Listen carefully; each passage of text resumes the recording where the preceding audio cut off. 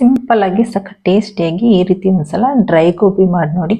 ಈ ವೆದರ್ಗೆ ಪರ್ಫೆಕ್ಟ್ ಆಗಿರುತ್ತೆ, ಹಾಗೆ ತಿಂಡಿಗೆ ಸಿಕ್ಕಾಪಟ್ಟೆ ಟೇಸ್ಟಿಯಾಗಿರುತ್ತೆ, ಹಾಗೆ ಕ್ರಿಸ್ಪಿಯಾಗಿ ಕೂಡ ಇರುತ್ತೆ. ತುಂಬ ಈಸಿ ಕೂಡ.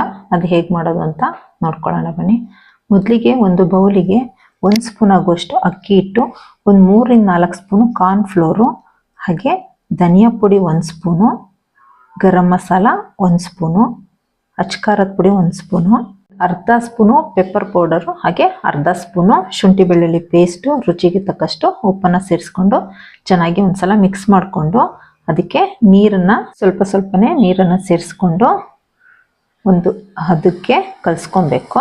ನೋಡಿ ಈ ರೀತಿ ಕಲಿಸ್ಕೊಂಡು, ಇಲ್ಲಿ ನಾನು ಗೋಬಿನ ಆಲ್ರೆಡಿ ಬಿಸಿ ನೀರಲ್ಲಿ ವಾಶ್ ಮಾಡ್ಕೊಂಡು ಇಟ್ಕೊಂಡಿದ್ದೆ. ಅದನ್ನು ಇದಕ್ಕೆ ಹಾಕಿ ಒಂದು 1/4 ಅವರು ನೆನಿಲಿಕ್ಕೆ ಬಿಟ್ಟು ಪಕ್ಕದಲ್ಲಿ ಎಣ್ಣೆನ ಕಾಯಲಿಕ್ಕೆ ಇಟ್ಕೊಂಡಿದ್ದೆ.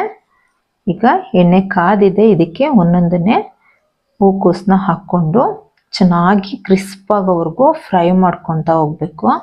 ಇಲ್ಲಿ ಕ್ರಿಸ್ಪ್ ಆಗಿದೆ. ಇದನ್ನ ಒಂದು ಪ್ಲೇಟಿಗೆ ಸರ್ವ್ ಮಾಡಿಕೊಂಡು ಟೊಮೆಟೊ ಸಾಸ್ ಜೊತೆ ತಿಂತಾ ಇದ್ರೆ ಸಿಕ್ಕಾಪಟ್ಟೆ ಟೇಸ್ಟಿಯಾಗಿರುತ್ತೆ.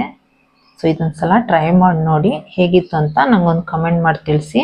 ಇದು Nihas cooking channel. So please ನನ್ನ ಚಾನಲ್ನ ಸಬ್ಸ್ಕ್ರೈಬ್ ಮಾಡ್ಕೊಳ್ಳಿ, ಲೈಕ್ ಮಾಡಿ, ಹಾಗೆ ಶೇರ್ ಮಾಡೋದನ್ನು ಮರಿಬೇಡಿ.